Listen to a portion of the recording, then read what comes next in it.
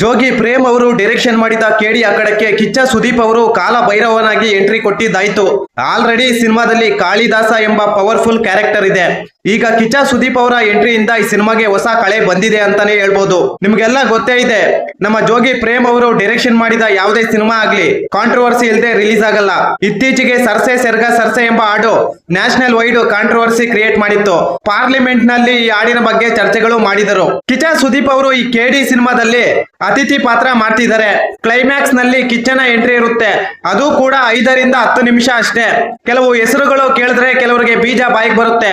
ಆದ್ರೆ ಈ ಕಾಲ ಭೈರವನ ಹೆಸರು ಕೇಳಿದ್ರೆ ಚಡ್ಡಿ ಒದ್ದೆ ಆಗುತ್ತೆ. ಅಂದ್ರೆ ಆ ಕ್ಯಾರೆಕ್ಟರ್ ನ ಪ್ರೇಮ್ ಅವರು ಯಾವ ತರ ಡಿಸೈನ್ ಮಾಡಿರ್ಬಹುದು ಅಂತ ಒಂದ್ಸಲ ಯೋಚನೆ ಮಾಡಿ. ಕಿಚ್ಚ ಸುದೀಪ್ ಅವರ ಫಸ್ಟ್ ಲುಕ್ ಪೋಸ್ಟರ್ ನಲ್ಲಿ ವಾರಣಾಸಿಯ ಕಾಶಿ ಘಾಟ್ ನಲ್ಲಿ ಉರಿಯುತ್ತಿರುವ ಚಿತೆ ಮುಂದೆ ಕೈ ಕಟ್ಕೊಂಡು ಒಬ್ಬ ವ್ಯಕ್ತಿ ನಿಂತಿರ್ತಾನೆ. ಆ ವ್ಯಕ್ತಿಯ ಕೈಯಲ್ಲಿ ರುದ್ರಾಕ್ಷಿ ಮಾಲೆ ಇರುತ್ತೆ.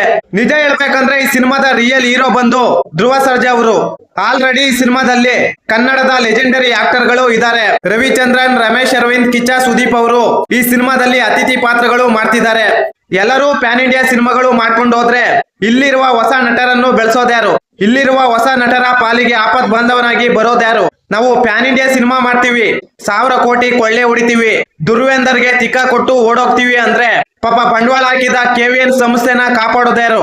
ಕೆಲವು ಪೆಂಗನನ್ ಮಕ್ಕಳಿಗೆ ನಾನು ಏನ್ ಹೇಳ್ತಿದೀನಿ ಅಂದ್ರೆ, ಕನ್ನಡ ಚಿತ್ರರಂಗ ಈಗಾಗಲೇ ಮಕಾಡೆ ಮಲಗಿದೆ.